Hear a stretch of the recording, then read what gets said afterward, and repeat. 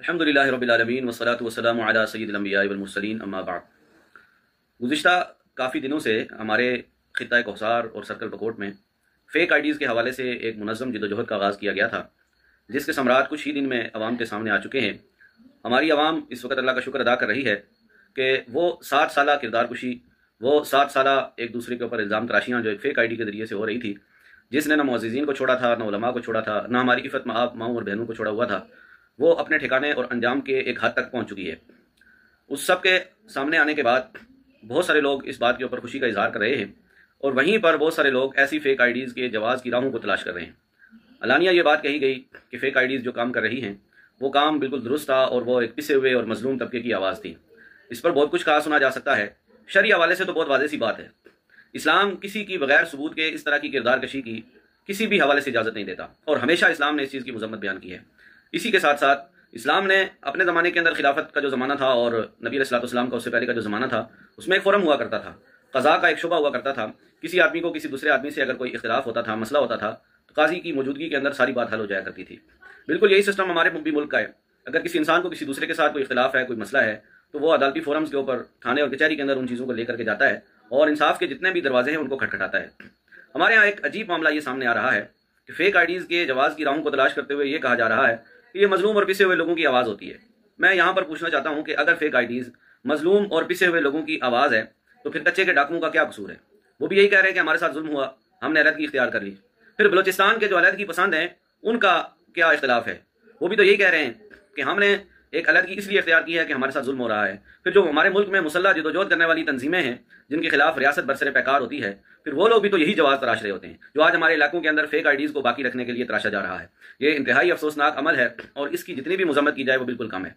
بہت سارے لوگ یہ کہہ رہے ہیں کہ جو سہولت کار ہیں یا جو لوگ اس کو آپریٹ کر رہے ہیں ان کو سامنے لایا جائے۔ یہ بات بالکل واضح ہے، اور ہر صاحب عقل آدمی اس بات کو سمجھتا ہے۔ کسی بھی چیز کو پوائنٹ آؤٹ کرنے کا اختیار یہ عام آدمی کے بس کے اندر نہیں ہوتا۔ یہی تو وہ تماشا تھا جو فیک آئی ڈی نے لگایا ہوا تھا۔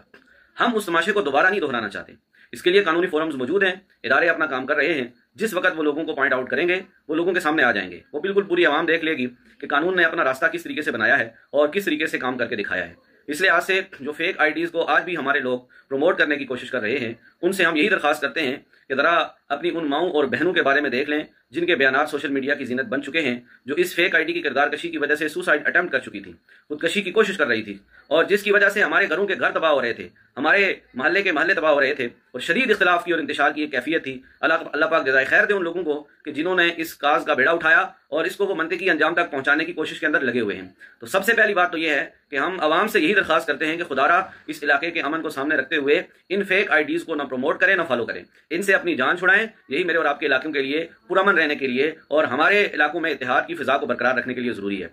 دوسری بات، کچھ دنوں سے ایک عجیب سی بات سامنے آئی ہے جو پچھلے تقریباً 1 سال سے سامنے آئی، اس کو ہم نے اگنور کیا، اور اب دوبارہ وہی بات سامنے آ رہی ہے۔ وہ بات یہ ہے کہ یہاں پر علی اعلان سوشل میڈیا کے اوپر کچھ لوگ دوسرے لوگوں کے اوپر قادیانیت اور قادیانیت نوازی کا الزام لگا رہے ہیں۔ یعنی یا تو یہ کہا جا رہا ہے کہ اس علاقے کے اندر قادیانی موجود ہیں، یا یہ کہا جا رہا ہے کہ اس علاقے کے اندر قادیانیوں کی حمایت کرنے والے اور ان کے سہولت کار موجود ہیں۔ فقہی حوالے سے تو بات نبی علیہ الصلوۃ والسلام نے بالکل واضح فرما دی ہے۔ آپ صلی اللہ علیہ وسلم کا ارشاد موجود ہے، اذا قال الرجل لاخیہ یا کافر فقد باء بها احدهما۔ جب کوئی آدمی اپنے کسی مسلمان بھائی کو کافر کہتا ہے تو دونوں میں سے ایک کے اوپر تو کفر لوٹ جاتا ہے۔ یعنی اگر دلائل کی روشنی میں وہ کافر ہے تو وہی کافر ہوگا، اور اگر حقیقت میں وہ آدمی کافر نہیں ہے تو پھر جس نے اس کو کافر کہا ہے وہ آدمی کفر کی طرف لوٹ جاتا ہے۔ تو قرآن و سنت کے تو بڑے واضح احکامات اس سلسلے کے اندر موجود ہے کہ ایک آدمی کو بغیر کسی ثبوت کے کافر کہنا یا اس کے اوپر قادیانیت کا الزام لگانا یہ خود اپنے ایمان کو مشکوک قرار دینے کے مترادف ہے۔ 73 کے آئین نے قادیانیوں کا سٹیٹس بالکل واضح کر دیا ہے، ان کی سہولت کاری کو بالکل واضح کر دیا ہے، اور اس دور کے اندر ہمارے علاقے جو پرامن علاقے سمجھے جاتے ہیں، اللہ کا شکر ہے کہ وہ قادیانیت کے فتنے سے بالکل پاک سمجھے جاتے ہیں۔